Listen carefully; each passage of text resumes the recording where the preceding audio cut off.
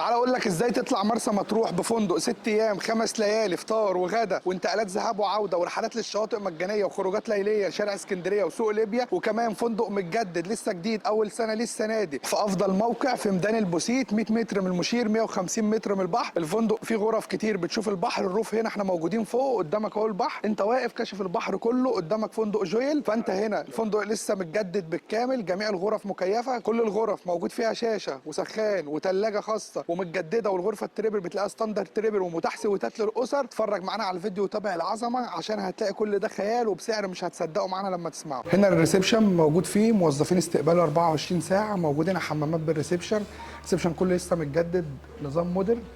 وفي هنا بار ان شاء الله يبقى شغال معانا وقت الصيف برده متاح للنزلاء.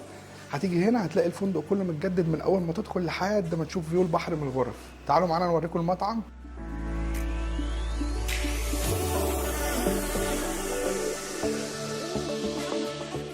هنا المطعم متجدد بالكامل، موجود برده في المطعم حمامات خاصه. هنا المطعم بيتم تقديم وجبه الفطار ووجبه الغداء هنا، والمطعم مكيف. اتفرجوا على التكييفات واتفرجوا على التجهيز بتاع المطعم.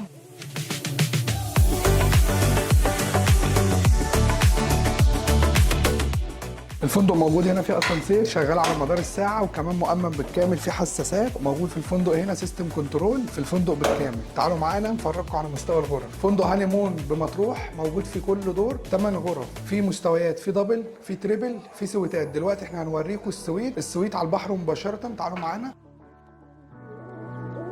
هنا اوضه تريبل، كل غرفه بيبقى فيها تلفزيون، فيها ثلاجه، فيها تكييف، وهتلاقي الفيو بتاعها قدامك البحر مباشره.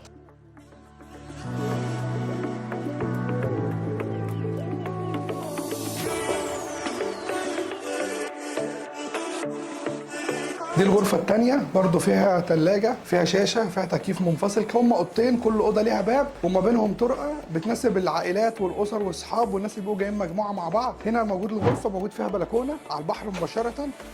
انت وانت واقف هنا قدامك فندق جويل، مفيش من الفندق بالظبط حوالي 100 متر، البحر قدامه على طول. اتفرجوا على المنظر والروعة اللي هتيجوا تقضوا فيها رحلتكم. الحمامات بالفندق كل حمام فيه سخان منفصل. اتفرجوا على مستوى الحمام، حمام هنا حمام مودرن